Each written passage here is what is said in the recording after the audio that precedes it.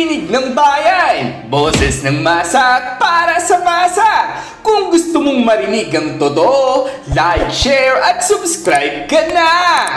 Magandang araw mga katinig ng bayan. Ngayong araw ay tatalakayin natin ang mainit na balita patungkol umano sa pahayag ni Foreign Affairs Secretary Teresa Lazaro. Ang usapin, kaligtasan ng halos 200,000 nating mga kababayan sa Taiwan kung sakaling magkaroon ng tensyon o gulo sa pagitan ng China at Taiwan. Ang tanong, handa na ba tayo? O baka naman, tayo na naman ang dehado? Yan ang bubusisiin natin ngayon. Ayon nga raw sa ilang ulat, sa Senate hearing raw ay tinanong si Secretary Lazaro kung pwede bang makipag-usap ang Pilipinas sa China tungkol sa posibleng evacuation ng mga Pilipino sa Taiwan sakaling sumabog ang gulo. Sagot daw ni Lazaro, "We can do that. It's about time to also come up with these discussions." Ibig sabihin, bukas ang ating DFA na makipag-usap sa Beijing nga raw para tiyakin ang kaligtasan ng ating mga OFWs. Pero dito papasok ang malaking tanong. Kung may gulo sa Taiwan, saan tatakbo ang ating mga kababayan? Sino ang tutulong sa atin? China ba? Taiwan? O ang mismong gobyerno natin? Isipin nyo mga katinig ko, halos 200,000 Filipino ang nasa Taiwan. Kung evacuation ang pag-uusapan, sabi ng ilang senador, abutin daw ng ilang daang libong piso kada isa ang gastos para mailikas sila. Kung i-multiply natin yan, bilyong piso ang kakailanganin, kaya hindi biro. Ngayon, malinaw ang sinabi ni Lazaro, "We uphold the One China policy. We do not recognize Taiwan as a sovereign state." Ang punto, kahit bukas ang ating gobyerno na makipag-usap sa Taiwan para protektahan ng OFWs, hindi pa rin natin sila kinikilala bilang independent country nga raw. Parang hirap ng sitwasyon, no? On one hand, kailangan natin silang kausapin dahil nandoon ang ating mga kababayan. On the other, kailangan nating magpakita ng respeto sa China dahil One China policy nga raw tayo. Mga katinig ko, hindi ito simpleng usapin ng diplomasya lang. Tandaan natin, si Pangulong Bongbong Marcos mismo ay nagbabala na kung may gulo sa Taiwan, madadamay nga raw ang Pilipinas. Bakit? Kasi malapit lang tayo at syempre kasama pa ang West Philippine Sea issue kung saan nauulat na binubuli raw tayo ng China. Harassment umano sa ating Navy, Coast Guard at mangingisda. So ang tanong, hanggang kailan tayo magiging mabait sa One China policy kung sa kabilang banda ay parang wala raw respeto sa atin? Dito pumapasok ang punto ng ilang senador na baka panahon na raw na pag-isipan muli kung dapat pa tayong manindigan sa One China policy. May good news naman mga katinig ko. Sinabi naman raw ng Taiwan na handa silang tumulong para tiyakin ang kaligtasan ng ating mga OFWs.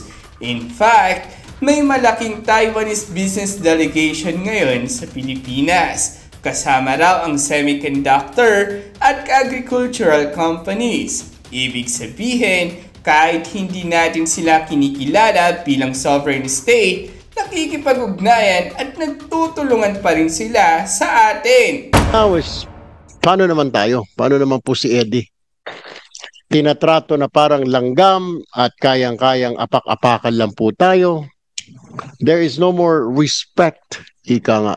While we respect what they want, while we don't want to interfere in their affairs between China and Taiwan, but what about our position?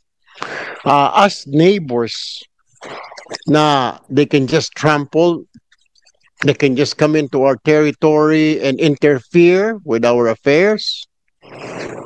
Siguro, Madam Chair, sa akin lang po ha, I mean, this does not reflect the opinion of the committee. Rather, it's a personal opinion. I think it's high time that we think our position if we must continue to observe this one China policy. Because of the fact na hindi naman po ginagalang tayo while we respect what they want. You understand where I'm coming from, Madam Secretary. While we respect what they want. One China policy kami ito, huwag kayong makialam. But what about us? What about our rights? Our rights at the West Philippine Sea. They can come in and out and wala tayong say. To the point that our personnel, our Coast Guard and Navy personnel being harassed, our fishermen driven away back to our shores. I mean, I don't know. I don't know, but on my opinion, Madam Secretary, we really have to think of this position. I mean, yes, the United States is observing this one China policy. Hindi naman sila po binubuli. Tayo po nabubuli. And come to think of it, that's our neighbor. So we respect what they want, pero what we want is that they get out of the West Philippine Sea. They don't respect that, Madam Chair. So I want to hear your opinion on this, Madam Secretary. Chair? Yes, you're recognized, please. Thank you very much for that statement, that opinion, that personal statement of yours, Senator Tulfo. I guess the situation is such, but as far as the Department of Foreign Affairs is concerned, we have certain mechanisms that we have been employing from the start in dealing with Pero sorry to interrupt, Secretary Lazaro, pero yung ating mga note verbal at yung sangkatutak na protesta, umabot na yata ng 300 mahigit. Ilan na ba? Ano ba ang running count natin? Napakarami. Wala na ma-epekto. Yeah. Parang nakakahiya, dinedetma. Ang problema, Madam Chair, is that it's also important na yung mga protests na yon form part of the documentation in case whatever happens. And this was what was used during the arbitral proceedings at The Hague. But going back to the question of Senator... But do we have any other effective means of... That's what I'm trying to say. I mean, obviously, well, we can keep sending those note verbal. We can call for the ambassador. We can protest in the United Nations, in the ASEAN, and so on. But to no real effect. Things are just being exacerbated by all these efforts, apparently angering the Chinese even further. So wala rin epekto. But as I was starting to state, we have a mechanism. We have so many mechanisms, and it works in different sectors. We have the bilateral consultative mechanism of the South China Sea. This is at the level of the foreign ministry, and it may seem that it is doesn't have that much impact, but yes, it does. Just to cite an example, the discussions on the Ayungin Shoal, the Second Thomas Shoal. If you notice, Senator Tulfo, from the time of June 17, 2024, when a finger of one of the soldiers was right. cut He off. came over here in this committee. And the Department of Foreign Affairs, together with our Chinese Kung ang ilan nga raw ang tatanungin, mga katinig ko, simple lang. Oo, dapat tayong maghanda. Walang mali kung makipag-usap tayo sa China para sa safety ng mga OFWs.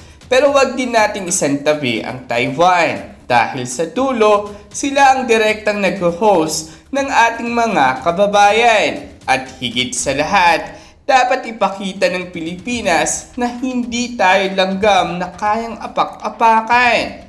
Kailangan ng matibay na boses. Diplomasya, oo, pero assertive diplomacy. So mga katinig ko, malinaw. DFA stands by One China policy.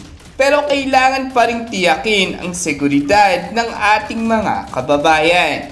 Ang hamon ngayon dito, paano natin gagawin ito nang hindi tayo natatapakan sa West Philippine Sea at nang hindi rin napapahamak ang OFW sa Taiwan nga raw.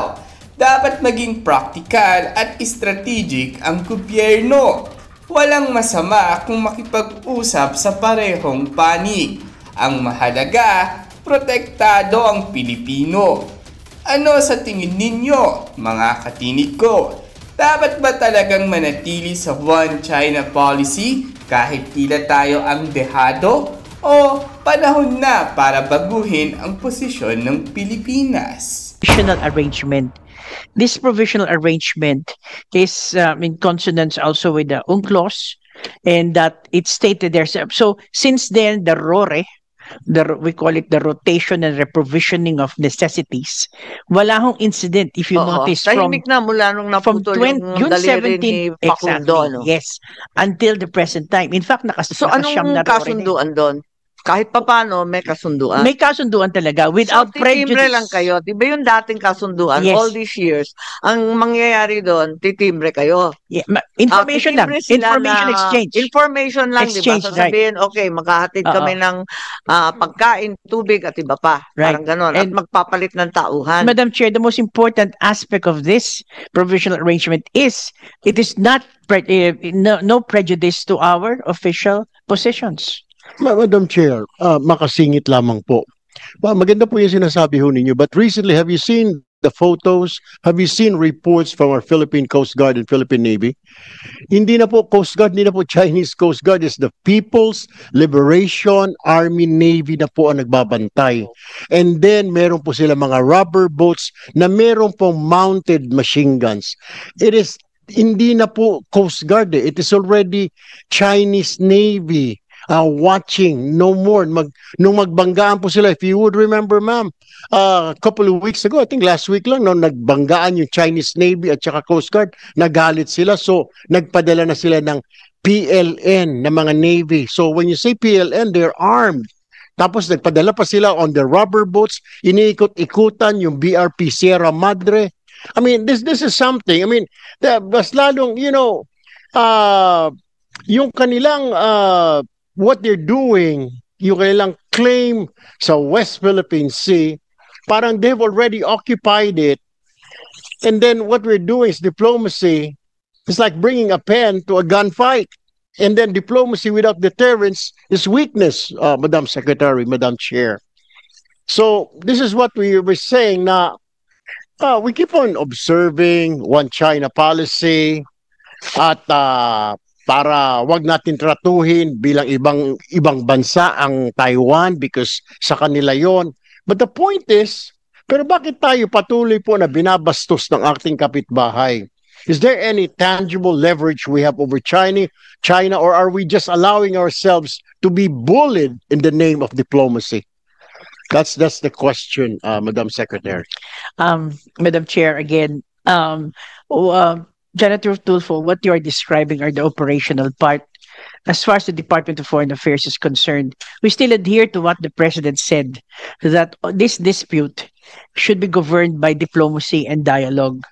So that's where we differ from our security agencies, who I think is doing a fantastic job in taking care of our waters. But we still are of the view and strongly state that diplomacy has still an important role in this issue. It may not be immediate, but diplomacy definitely has a very important role. Pero Thank you, Secretary and Senator Tulfo. I think the issues in the West Philippine Sea, including the RORE and other claims, should be discussed in another meeting. Mabalik lang sa Taiwan, because I do believe that the issue of the West Philippine Sea deserves another hearing. Malaking bagay to, pati yung Taiwan Straits, napakalapit po. Kung may Palawan, yung Taiwan Straits po napakalapit sa Ilocos. Kaya talagang, kumbaga, personal to sa amin. Kaya, palagay ko, magka-hearing tayo tungkol sa West Philippine Sea at isama natin yung DND. Kasi sa ngayon wala rito yung DND, wala rin yung Coast Guard. Kinakailangan narito sila. Kaya balikan na muna natin kung maaari lamang yung issue ng Taiwan. Kasi yun ang mainit at narito pa rin yata sila, narito pa ba, Chelo, yung mga delegasyon? Yes, Madam Chair. Yung pinag-iinitan nila, yung Lin Chalung, nandito pa ba yun? Hanggang kailan ba sila? Ma'am, until 30, sa 30. Ah, isang buwan? And then 30, ma'am. Today is the 28th, the 30th, Friday.